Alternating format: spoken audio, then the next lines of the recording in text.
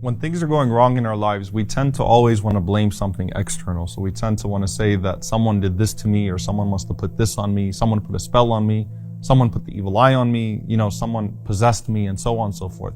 And obviously that's going way too far, and that's exaggerating, and so on and so forth. But is there such thing as a jinn actually possessing a human being actually being possessed by a jinn? It does exist.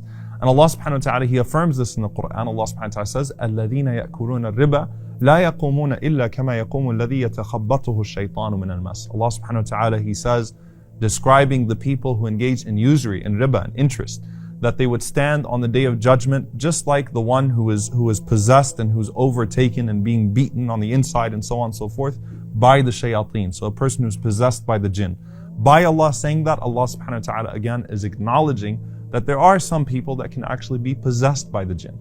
And in a way, all of us have to deal with al-qareen, as we said. We all have to deal with the one that's constantly whispering in us. And in a way, we're all possessed to an extent.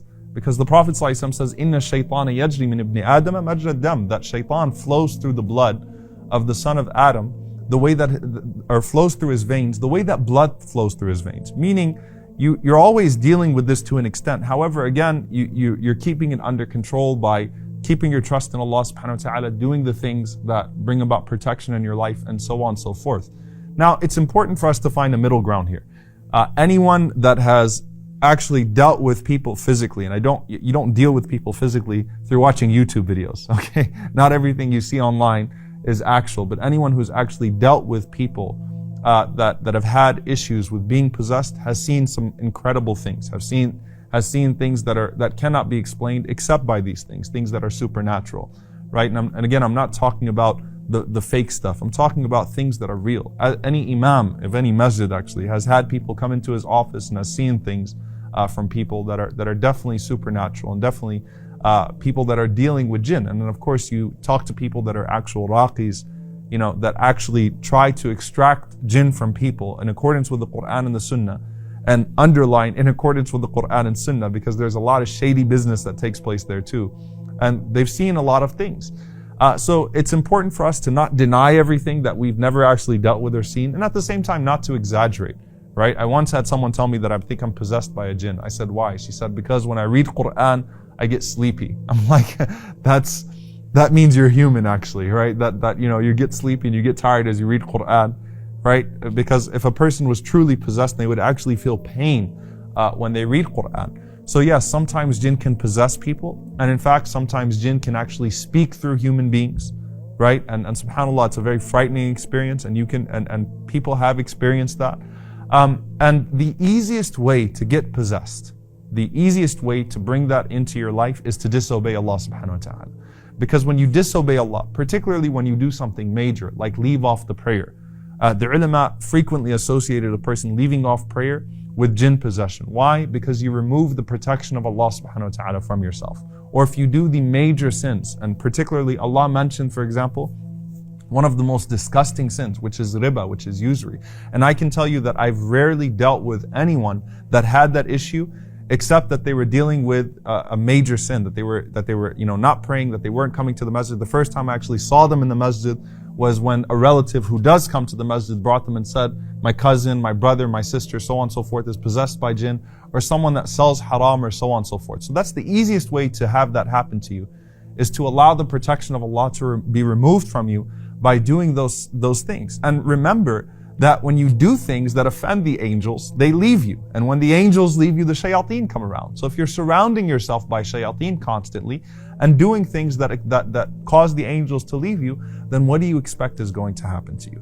Now, if you're doing the things that you should be doing, you're fulfilling your obligations to Allah subhanahu wa ta'ala, you're not engaging in those major sins, then there are a few things that you have to do. Number one, don't entertain shaitan's whispers. Don't entertain shaitan's whispers, whether they're about Allah, right? As we said earlier, that if he comes to you and starts telling you, who created this, who created that, who created Allah, say, amantu billah. Affirm your belief in Allah subhanahu wa ta'ala. Or if he tries to bring you harm through a bad dream, for example. A lot of times people come to me and they want me to interpret their bad dreams. And I say, look, the Prophet ﷺ, he said, when you see a bad dream, don't seek the interpretation of it. Say, a'udhu billahi minash shaitanir rajeem. Seek refuge in Allah from the shaitan, the accursed devil. لا تضرك, it won't harm you. And don't go out and seek the interpretation. Khalas, you saw a bad dream, you saw a nightmare, change your side as you're sleeping, switch sides, say a'udhu billahi min shaitan rajim, and move on with your life. Or when shaitan comes to you and makes you over question yourself. So waswasah, do I have wudu? People that'll do wudu like 5-6 times, or redo prayers because I think this might have been here, this might have been there. Prophet ﷺ, he taught us in many ahadith what became a principle in fiqh, al-yaqeen, la yazulu bil-shak, that certainty is not removed by doubt, no matter how strong the doubt is. Unless you've seen something for sure that nullified your wudu, you're on your wudu, stick to your wudu. Or when he tries to discourage you from doing good. Allah subhanahu wa ta'ala says, particularly in the context of da'wah, إِمَّا يَنزَغَنَّكَ مِنَ الشَّيْطَانِ نَزْغٌ. When shaitan comes to you and he starts pestering you, فَاسْتَعِذْ بِاللَّهِ. Seek refuge in Allah subhanahu wa ta'ala. So don't give shaitan your attention in essence by letting him, or letting those shayateen, letting those devils, and letting those evil jinn whisper, and showing them that you're entertaining those whispers. Also, the Prophet ﷺ, as is narrated in numerous narrations, that when al-mu'awwidhatain, when قُلْ أَعُوذُ بِرَبِّ الْفَلَقِ and قُلْ أَعُوذُ بِرَبِّ النَّاسِ were revealed, the Prophet ﷺ, he used those as ruqyah, وَتَرَكَ مَا سِوَى ذَلِكَ, he left other than that. So he just stuck to that.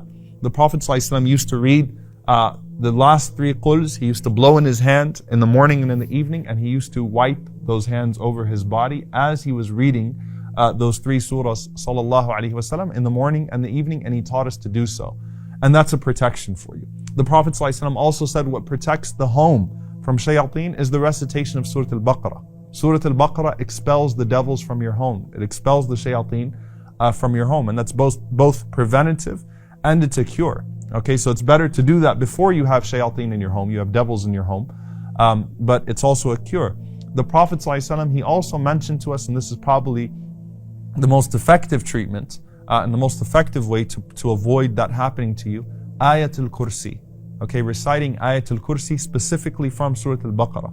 The Prophet ﷺ said, the one who recites it in the morning will be protected in the evening, and the one who recites it in the evening will be protected until the morning. So recite it so that you can protect yourself.